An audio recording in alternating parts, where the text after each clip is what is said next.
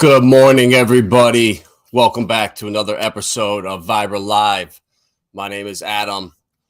It is Wednesday, and we have the market setting up for a nice little pump. It's looking like some good news, hopefully in the Ripple lawsuit, and obviously some more FUD as always. So let's get into it. First, a little message from Vibra Finance. At Vibra Finance, we seek out the hidden gems in cryptocurrency. We will tailor your portfolio to work for you. Are you ready to transition your investments from traditional markets to cryptocurrency? Are your coins staked and earning interest?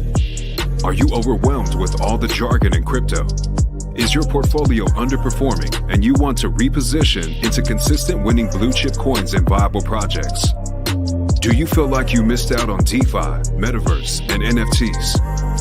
Here at Vibra Finance, we provide you with the data, skills, and tools you need to stay on top of the digital asset market. Vibra Finance, we are the future of crypto. All right, guys, if you're not subscribed on Twitter, follow us at Vibra Finance. It's tough growing in the bear market, but hopefully things are starting to change. We got some bullish things going on. Lindsay's has a interview coming up with Fashion Coder, I think this weekend, talking about the Core Nova party. So can't wait to hear about that. Heard it was an awesome event out there. Hopefully a lot of networking went on and some Hexicans were able to meet some people in the core community and vice versa. So let's get into it. Checking the bubbles is what we like to see. Not one red bubble in the top 100. I love it. You know, Bitcoin is pumping up. We're at 28.5. I really think this could be the $30,000 push right here. I've been talking about it for a couple of weeks, a month now, that I think Bitcoin's going to push to 30, 32K and then retrace. So the time is here. You know, we're seeing a lot of stuff on Twitter with the $1 million Bitcoin and what's his name, Rahaji or whatever his name is. That was the greatest marketing campaign for Bitcoin. So love to see that. And I think, you know, with the XRP lawsuit too, we're coming very, very close. You know, we're getting there.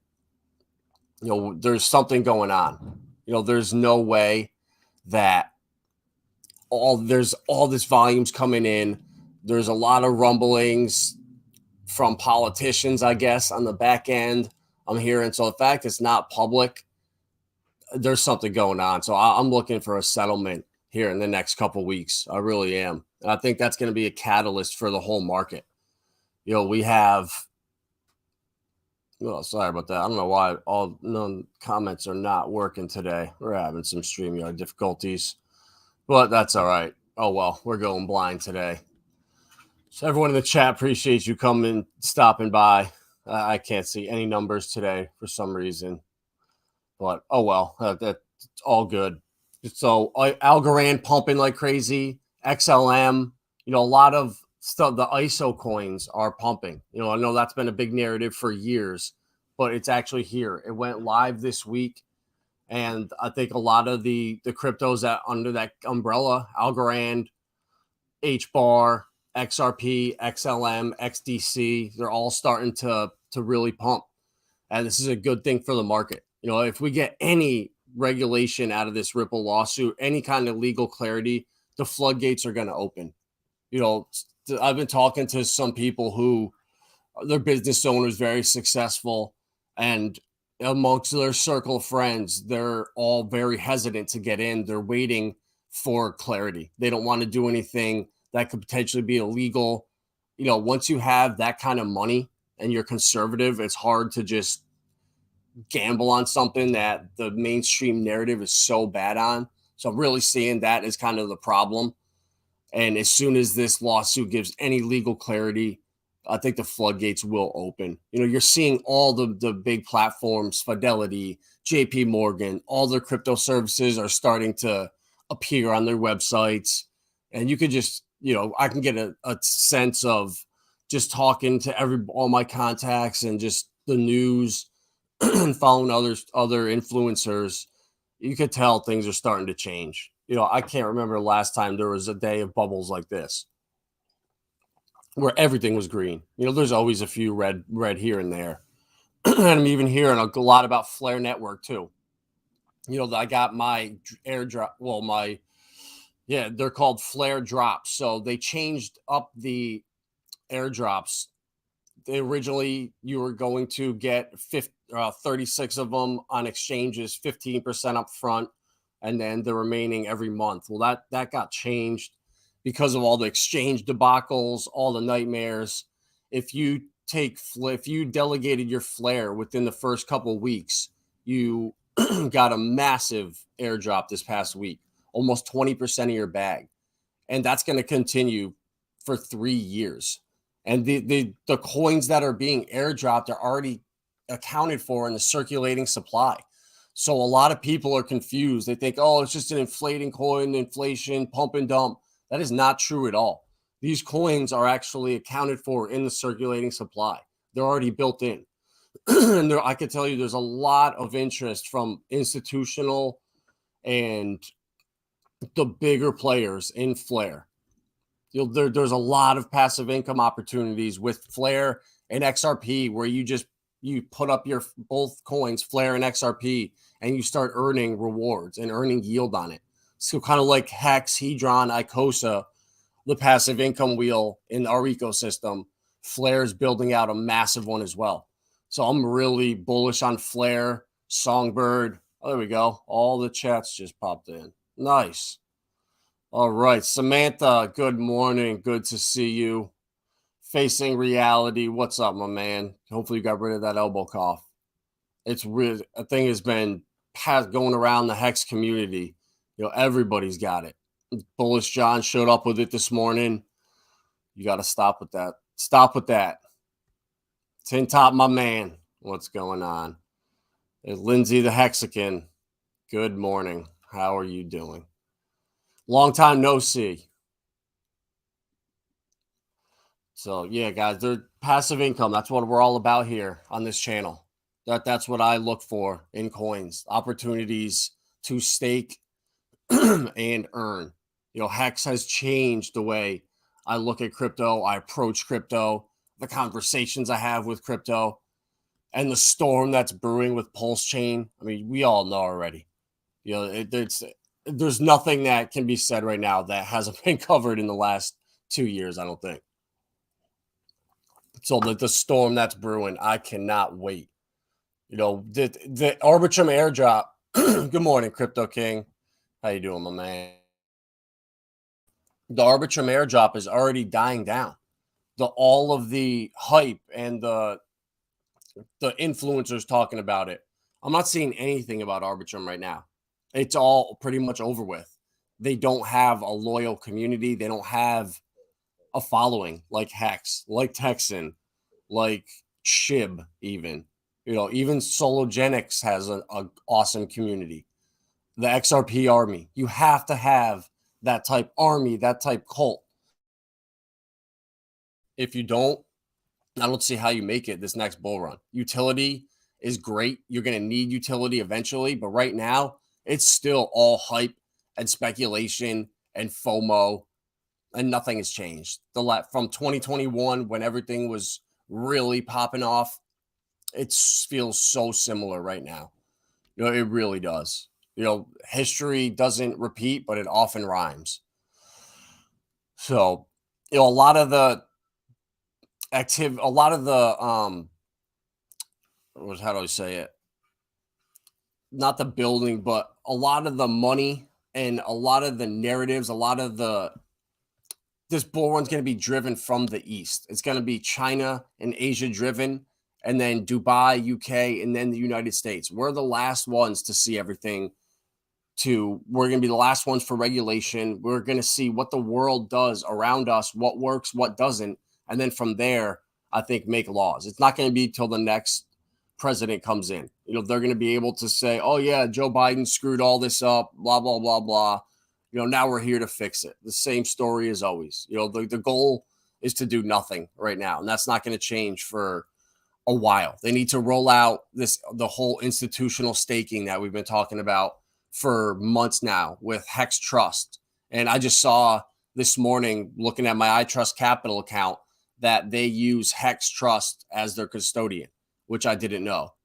I thought they used Coinbase for some reason, but they don't. And that HexTrust has 7 different blockchains that you can stake with if you're an institution. And that's awesome. That's what we need to see. There needs to be institutional staking. It needs to be safe because it's too risky for us. And then once it's obviously good to go for them, they're going to roll it out for retail. And it's going to be another year or so, in my opinion, at least. And, so the UK, this Rishi Sunak, the prime minister, is super, super pro crypto. And he's so pro crypto that he had these guys working on an NFT program to roll out from the Royal Mint. And it really, I think, pissed a lot of people off. So I think he's a little bit too excited for crypto. We have not seen a lot of evidence that our constituents should be putting their money in these speculative tokens unless they're prepared to lose all their money. So perhaps that's why the Royal Mint has made the decision in conjunction with the Treasury to pull back the decision to mint the NFT. It's really, really funny. The Royal Mint operates as a commercial business and confirmed now is not the right time to launch an NFT amongst the economy pretty much collapsing. So the Sunak has been vocal, a pro-crypto enthusiast, and often declared his interest in blockchain. And he is really good friends with Gilbert Verdian, the CEO of Quant. They used to work together at a former company. So if you don't think these connections are what are go a long way or what matters, you need to look again. It's all about who you know in this world and the connections you have. That's how you get things done. And he's really pushing, Ripple is going to be a massive, massive, massive company over there. I'm already seeing marketing all over the place, Ripple logos everywhere, and they're rolling this out. And their MiCA, their legislation is going to be ready this summer.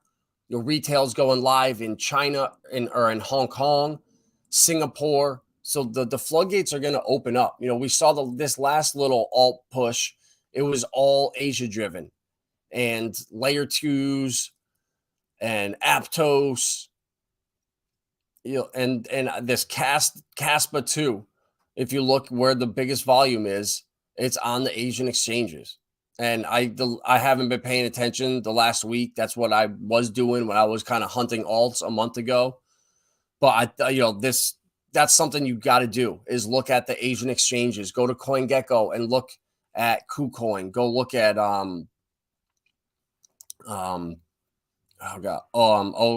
can't even remember. I'll do it right now. You're on a brain freeze right now, but you just come in here and go to exchanges at CoinMarketCap. Or was it Bybit? Bybit, good one to look at. And KuCoin, I'll bet you this Castle will be one of the top traded coins on here. I know it doesn't show them. But so if you go to CoinGecko and do that, it'll show you the coins by volume.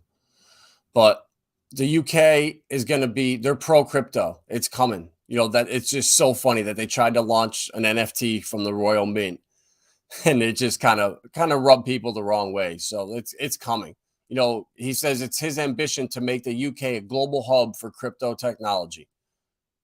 But the ecosystem has faced a slew of critical incidents since, including crashing prices and a string of critical bankruptcies. So all this has to play itself out. It will. And, this right here is just more reason to not doubt stablecoins and to realize that Circle and Tether are here to stay. They are the DOJ's best friend. At any time they can shut down any wallet. So criminals that are using Tether or Circle, and they can just freeze their account. So it's really not a threat.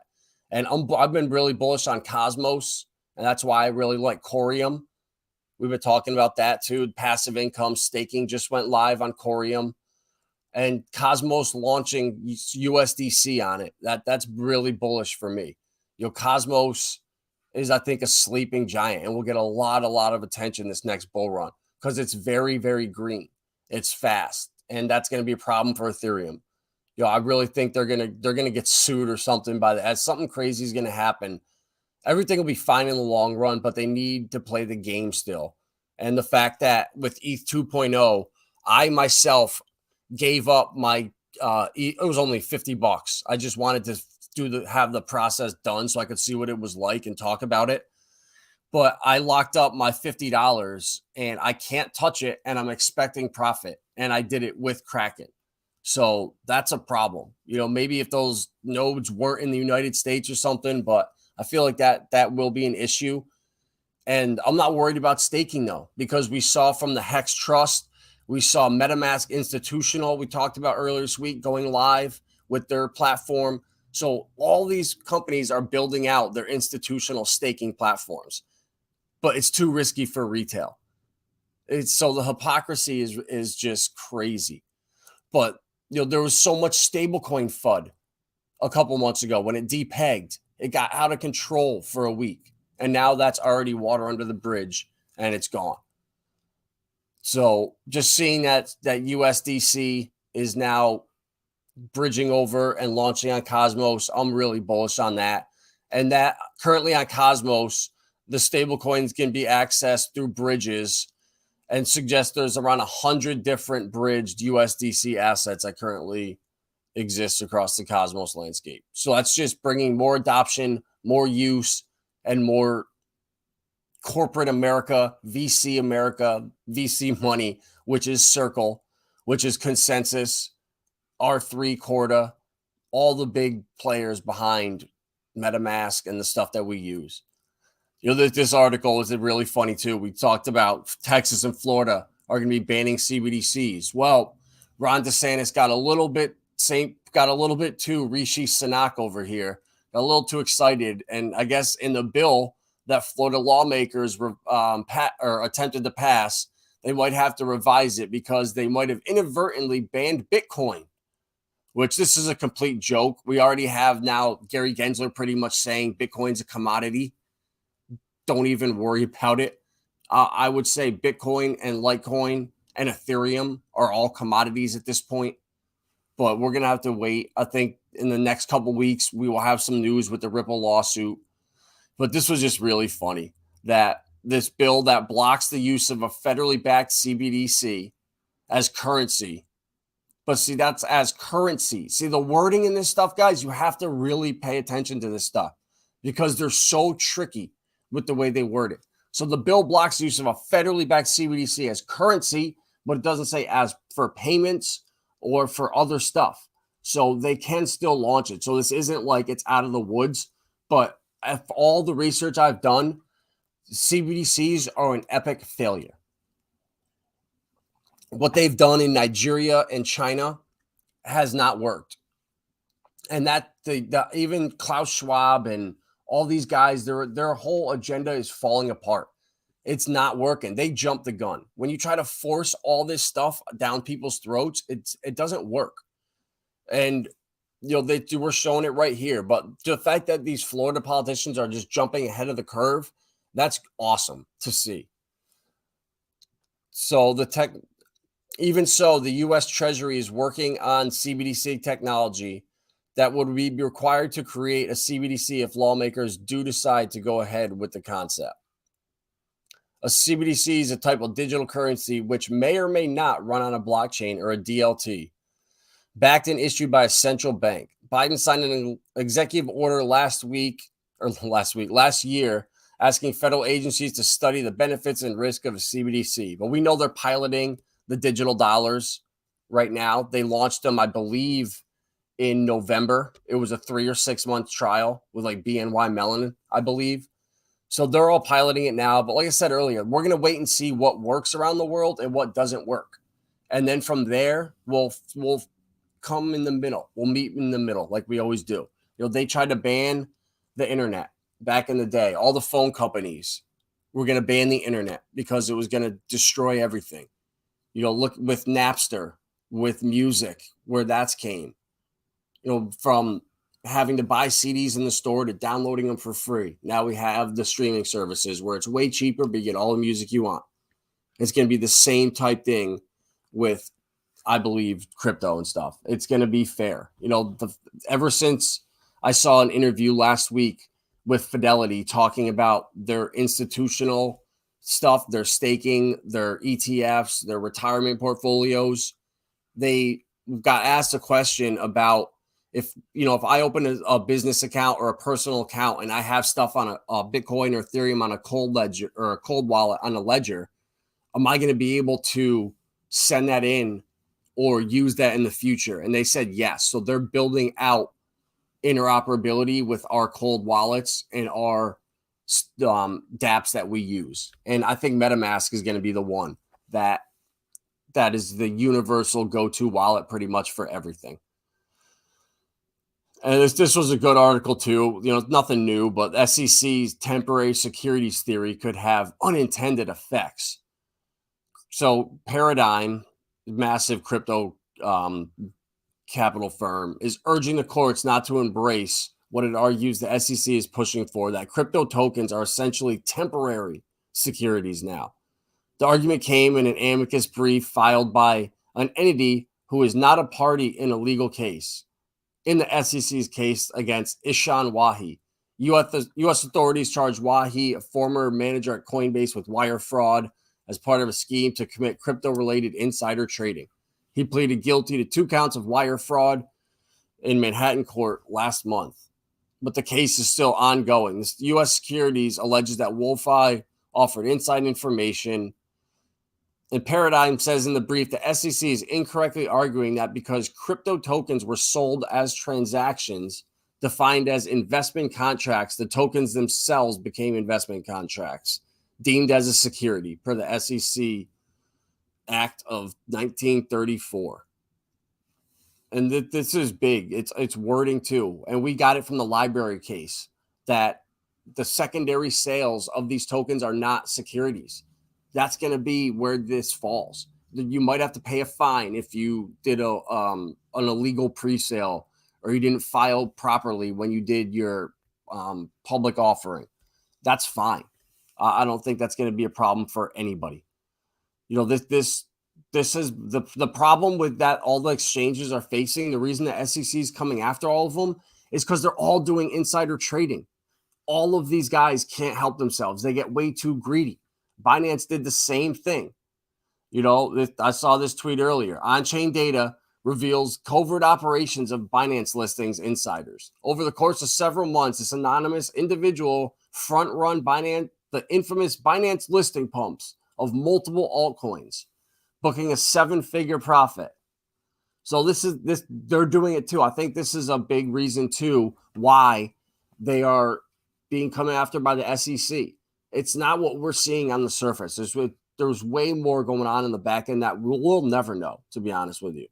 But they're doing the same thing. Is they're front running all, when Binance. That's like, for all these small altcoins, that's like the pinnacle of hopium, is getting a Binance listing. And we all know it's the biggest sell the news event anyways, which is so funny to me. But this is a problem that has to change. You can't have people working at exchanges letting their friends, family, everyone know what companies are about to be listed on their platform, because the coins do pump like crazy. If it's artificial, whatever, it does happen. And I think this is it's a similar problem you're seeing with all the exchanges, and the SEC is coming after them for that. But when you don't have laws in effect, I think you have to be kind of creative how you go after them. But I'm really, guys, not worried about this stuff at all. JP Morgan. So they were talking so bad about Silvergate and Silicon Valley Bank and how they were extremely, extremely stupid with their long-term lending. And they were buying bonds and treasure and stuff from the Fed, which was never a problem ever. But JP Morgan has $28 billion in cash and $3.37 trillion in liabilities. So Silvergate was nowhere near as bad as that. That this is less than 1% on their balance sheet. So the minute you put your money in that bank account, it's a liability on JP Morgan's balance sheet, and they can then loan your dollar out 9 or 10 times over. And in this case, 100 times over, apparently. I don't know how this happens or how this continues to happen. We talked yesterday about JP Morgan had paid 30-something billion in fines over the last 10 years, which is insane because when they pay these fines, it's a slap on the wrist. You make 200 million, you pay 15 back. So they made God knows how many trillions of dollars, and they paid probably 30 billion in fines. It's disgusting. So these guys are doing what Silvergate and Silicon Valley did times 10, if not more. And the hypocrisy is crazy. And this tweet was good. 95% of U.S. banks are deeply insolvent. The trend we're seeing is just the beginning. And to make things worse, Jim Cramer is bullish on the big banks, including JP Morgan. You got to love Jim Cramer. Pretty much do the opposite, the inverse Cramer, and you'll succeed. So once Binance figures, gets this settled out with the SEC, once Coinbase figures this stuff out, they need to put laws in place. They need guidelines to go by. And that's a major problem for DeFi too. This was a great article from Everest.org just talking about DeFi in 2023 and where we're going. And the regulatory requirements for pretty much the problem is identity verification. And that for us and these companies verifying that the person that's making these transactions, the wallet that is making these transactions, is actually the person that is tied to it, is doing it. That's why I'm really bullish on Veracity, the coin VRA, because they have a 200-point technology ID system that can verify it's a human on the other end of that ad or whatever they're doing. And that's going to be huge. I'm seeing it with this article too. That's a massive problem. So once everything is like fully KYC'd and it's guaranteed that the user using that wallet is actually that person, we can really move forward. And another problem too is right now, if you're a massive institution and say you launch a stable coin that's interoperable, all the value in your ecosystem can be transferred elsewhere, and they don't want that to happen. That's why banks are walled off gardens right now, so you can't move money out of their ecosystem. So that's a big problem right now too, is they don't want that. They need to be able to keep the money in their ecosystem and not transfer it elsewhere. So I think we're seeing that being built out right now. And I think ZK proofs, that's going to be the future. The ZK roll-ups, this A16Z is a massive company, and they put out this article here. It's 17 pages long, but talking ZK proofs, and protecting privacy. And this is pretty much going to solve the problem right now that we all have, being able to use these DeFi protocols with anonymity, but still being registered somewhere, if that makes sense. That's the nature of the transparent nature of public ledgers on blockchains stands in stark contrast to the default privacy of traditional finance systems, which arises from the recording of transactions on private ledgers maintained by financial intermediaries. And they're working on, so this is, I got to read through this article. I read through some of it yesterday, but this is going to solve major problems. Being able to use the dApps that we use now, but being KYC approved somewhere along the line one time, whether it's through like MetaMask or whatever, we're going to have to do it in the future. It's coming. It's inevitable. And it's going to, I think, take a couple of years. But like I said, we're going to be, I think, the last country to do this. We can't put in laws that end up being divisive and drive this innovation elsewhere. We need to keep it in the United States. And we're seeing it. I think that the framework is happening right now. But I'll talk about this more once I have the time to read through it. It's a fantastic article. I'll actually put it in the chat over here if anyone wants to read it. But like, it really talks about how we're going to be able to use the internet or to use these dApps in full privacy, but having like only a local government. So the example they gave was, so you live in a certain town or a certain city. So you register with that city's private blockchain or whatever. So everybody in the city limits registers privately with one company. And then so if there's ever a problem, you can go to like the courts or to the government, and they have a record of everyone of what they're doing. But you only go there when needed or when it needs to be brought up in a court case or whatever. And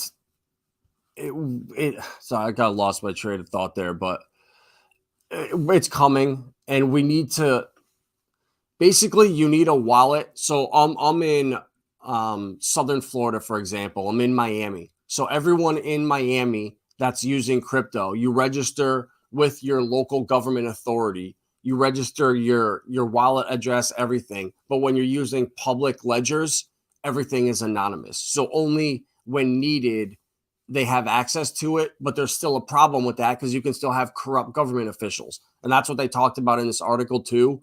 So that isn't that was a solution they gave, but it's not the answer for this. But they put a bunch of solutions to the current problems. And that's kind of what I was reading at the end with having, what was it? De-anonymization, they were calling it. But I mean, it's a lot to read. I posted in there if anyone's interested, but like I said, the ZK proves this is the future. And this technology is going to unlock a lot of the current barriers we have right now. And that is going to send the price of these cryptos through the moon. Let's go. Texan up. Texan. All right. Up 18 and 17% in the last 24 hours. Texan, 44 buys, 37 sells, 326K in liquidity. I mean, that chart is looking great. I don't know why I'm on the 15-minute chart. I don't know if I was looking at Luna or something earlier, but 4 hour, it looks solid. The daily, let's go. That's a problem. See, when you have these massive parabolic run-ups, everything has to come back down. It's not sustainable. So, if we kind of just chopped more, this wouldn't happen. If we kind of this right here is super healthy. If we had just continued this trend, we would have ended up in the same exact spot. We literally would have been right in the same place. But instead, that's the volatility of small cap cryptos. That's where the opportunity, the upside is. But there's tremendous risk in this stuff. And I love how when everyone talks about, SHIB, the millionaire SHIB, blah, blah. Do you know the coins you would have had to buy if you were investing in SHIB at that time? I mean, if you had bought in, say, 10 coins at that time and SHIB was one of them, the other 9 went to zero already. They were complete rug pulls. So it was like, you got to get so lucky. And you don't hear about the 1,000 people that got wrecked that were chasing the next SHIB that didn't find it. And it'll always be that way, but it's all right. We know better here. We only mess with Luna Classic when we're degenning. And you can ask Rags if you need any tips on that. I mean, he's been giving me just that alpha with the Luna Classic lately. It looks like Hex hopefully found its bottom just under 8 cents. And we could start cruising back on up again. I do think we're going to make a new all-time high as soon as there's any announcement of Pulsechain, in my opinion. I know there was some licensing or issue with either the Uniswap or Etherscan code. It goes public, I think, April 1st. So I don't think we can launch until then. But after April 1st, I think anything is on the table, in my opinion. And I'm so bullish on Texan. Everything going on, and we're so early right now. We're so early. if coins do 500,000x and you've only done 5 and you're in your first cycle, man, versus looking at these cryptos that have already done the parabolic gains. I don't think Hex will do another 10,000. I mean, it might, but it's going to take a lot longer of a time. But that's all right. That's what we have Texan for. It's what Pulse is here for. That's what Pulse X is here for. And who knows what projects that are launching now or that will launch on Pulsechain are going to do phenomenal. Nobody knows right now. Nobody knows.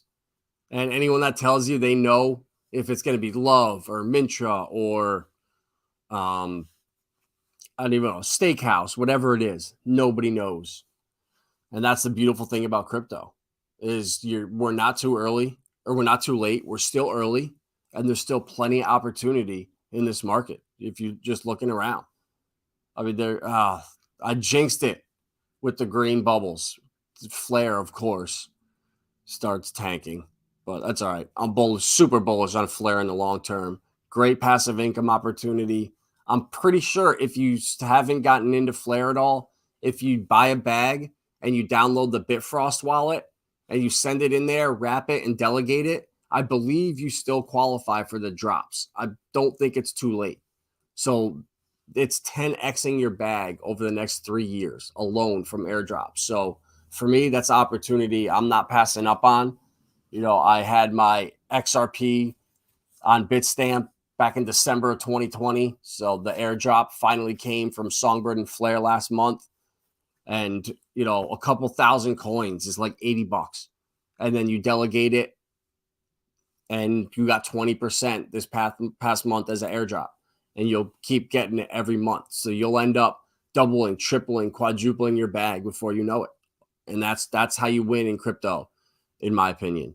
Passive income, Hedron, Hex, Icosa. I mean, Icosa was pumping today. I saw earlier. Hopefully I didn't jinx it. But staking and earning, especially in 5 years, guys, these opportunities are not going to be here. The amount of yield that these platforms are offering, they're going to drop drastically. Even Hedera right now, I'm getting like 9.7% on Stater Labs. That's going to drop to 6.5%. And that's going to be the cap for Hedera. Hex is the outlier out there. A lot of these other cryptos, the APY for staking is high in the first couple of years, but then it dips off as the circulating supply gets issued and the coins have been around for a while. They're used as incentives to draw people in, to lure new people into the communities. And once they're in, you don't have to offer that anymore. So I love the passive income opportunities with Hedron, with Hex, staking your Hex, minting free Hedron, staking that Hedron and earning Icosa, staking that Icosa and earning Icosa and Hedron. It's the passive income trinity. And there's the opportunities like that on a lot of different chains. The XRP ledger with Sologenics, with Corium, and Xcore now. The snapshot just happened. So that airdrop is coming next month. So just for holding XRP, we got Sologenics. Well, we got Flare, we got Songbird, and we got Sologenics. And then from holding Sologenics, we got Corium. Now for Corium, Xcore.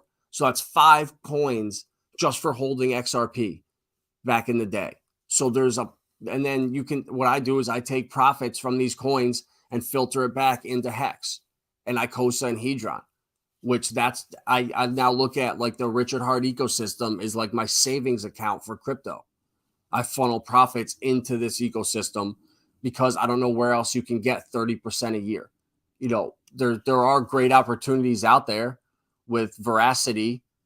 That's 18%. Oh, so I'm in the wrong tab. Staking's great there. API 3, another good altcoin. It's like it fluctuates from like 12 to 24%. So there's opportunities out there, but nothing really that I've seen like Hex.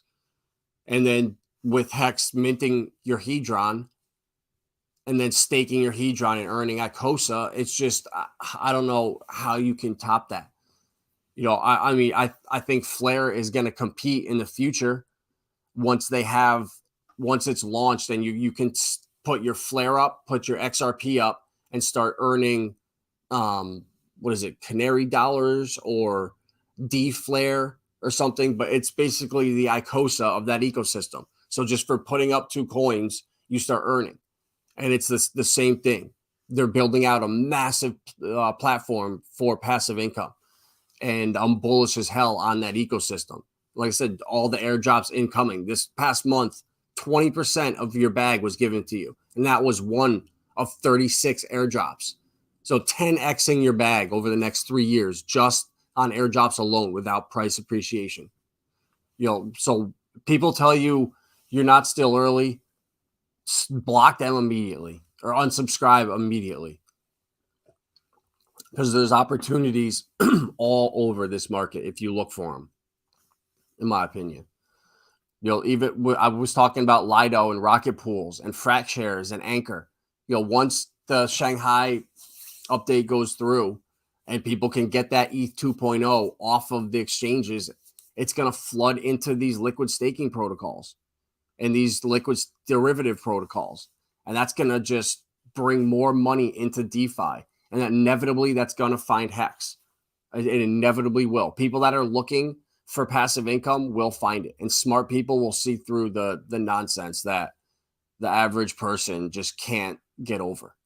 And that's what separates the savages from the plebs. So, so many, everything is FUD. Everything is FUD pretty much in these on the mainstream websites. Coinbase is being sued right now for staking. Binance is being sued. Kraken got sued for staking. Well, how's that possible? They're getting sued while HexTrust is rolling out staking for institutions. It just doesn't add up, guys. It doesn't make sense. It does not. So you have them, HexTrust, which is iTrust Capital's custodian, which I use for my crypto IRA. They're as solid as it gets out there. This company, HexTrust, is not going anywhere. And the fact that they're adding blockchains to their staking protocols for DeFi, for institutions, it's not going the way these headlines are telling you it is. That, staking banned, staking illegal, staking bad. No, it's not true. There's no laws. They need to get it in place for institutions, and then they can roll it out for us. So Russia, I'm just going here. Russia delays digital ruble launch testing due to lawmaking process. I wonder if that had to do with them adopting the digital yuan or using the digital yuan instead of the digital ruble. I think this was rolled out for a backup plan in case they were going to settle with the digital ruble. But now that they're using the yuan, I don't know. Are they going to have to scrap this? We'll see. But these BRICS nations, what they're doing, they're growing like crazy. And it's a lot of countries just announced no more dollar for purchases. And that the president of Kenya just made a crazy speech saying, stop trading dollars, get into the local currency within the next 2 weeks. So all of that's happening around the world. There seems to be something with the XRP lawsuit happening. There's rumblings going on. There's a ton of volume coming in on XRP and XLM. That's not coincidence. This is front running something, I believe. So all this stuff is lining up. While ISO 222 went live this week, institutional staking on MetaMask went live this week. It's not just coincidence that this went live this week. ISO went live this week. All this stuff is happening. Payments in the dollar is no longer. The dollar is on its last limbs. Looking at the Dixie and seeing it over 100. So interact with over 17,000 Web3 protocols and applications. And that's for institutions. This isn't for retail. So they're going to be able to use the same stuff we can in the future. It's only a matter of time. So don't get fudded out of this stuff. Don't worry about staking, mining, yielding, rewarding. It doesn't matter. It's a DeFi. It's a protocol. It's a smart contract you're interacting with. It's not a problem, in my opinion. I'm not worried about any of this FUD anymore. I'm over it all. I see the writing on the wall for interoperability, for institutions letting us bring in our Ethereum, our Bitcoin, or whatever into their crypto and ETFs. As soon as there's a spot ETF for Bitcoin, that's going to be a massive bullish catalyst, because what they have now is great for shorting and driving the price down. And ever since it got launched in like 2018, it's been a black eye on the market, and Grayscale will get this approved. They're suing the SEC right now, and it looks like they will probably win. And that's 3 cases the SEC is potentially going to lose, with Grayscale, with Coinbase, and with Ripple. And it's not just coincidence that Fidelity is rolling out this whole crypto platform right now as we get fudded out, as it's too risky and too scary for retail. They're adding digital assets to their 401ks. They're letting employees now get into digital assets. And so the times are changing. Just hodl strong. Don't get fudded out. And look for passive income opportunities. Look for other opportunities out there that you may have heard of in the past, but you just, I was too busy or whatever. Now's the time. While we're waiting for Pulsechain, right, while we're waiting for the Ripple lawsuit to end, this is going to, I think Bitcoin's going to have a nice little push up here this weekend, up to over 30K. And if we do get over 30K, I think that the altcoins are going to surge like crazy, and then we're going to get a massive dump. And that's going to, that potentially is going to last a couple months, in my opinion. And I'm hoping that the launch of Pulsechain will kind of fall in between there and be the catalyst to flip everything and just bring all eyes onto Richard Heart. I was really excited for the Arbitrum airdrop and the Sui airdrop that's upcoming. But after seeing how fast the hype died down for Arbitrum, man, the Pulsechain is going to be so much bigger. Oh my God, it's going to be amazing, guys. You're in the right place. If you're here right now, you are in the right place. Don't let anyone tell you different. Richard Heart, his name is now known by everybody in this industry, good or bad. And his products will speak for, he doesn't have to say another word. Hex and Pulsechain will speak enough for him. So that's all I got for today. What's up, Torin? Appreciate you stopping in. Hexicans are indeed the besticans. Samantha, thank you for stopping in. Appreciate it. Always, I'm a Texan permabull now. Let's see, what do we get? Where's the Texan price? 5059. Let's go. I got 2 people that are ready to pull the trigger on some Texans, so I know that'll be at least $5,000 or $10,000 purchases. A couple of them coming in the next couple of days. So let's see if there's a $4,000 buy. Okay, all right, perfect. Yep, love it. It's not even, didn't even drive the price. Perfect. Yeah, these guys will be ready. Man, I'm so bullish on Texan. Shout out Rags. You're crushing it with the streams, crushing it with Texan. What's up, Tin Top? All right, guys. All right, guys. That's all I got for today. I will see you back here tomorrow morning, 9:30. This industry never sleeps. There's always something going on. Never a dull moment in crypto. So if there's anything you want talked about, just message me, on Twitter. Leave a comment in here, and I'll be glad to cover anything, honestly. I'm not scared. I'm an open book here. So, hodl strong, guys. Be safe out there. Don't fall victim to the FUD. At Vibra Finance, we seek out the hidden gems in cryptocurrency. We will tailor your portfolio to work for you. Are you ready to transition your investments from traditional markets to cryptocurrency? Are your coins staked and earning interest? Are you overwhelmed with all the jargon in crypto? Is your portfolio underperforming and you want to reposition into consistent winning blue chip coins and viable projects?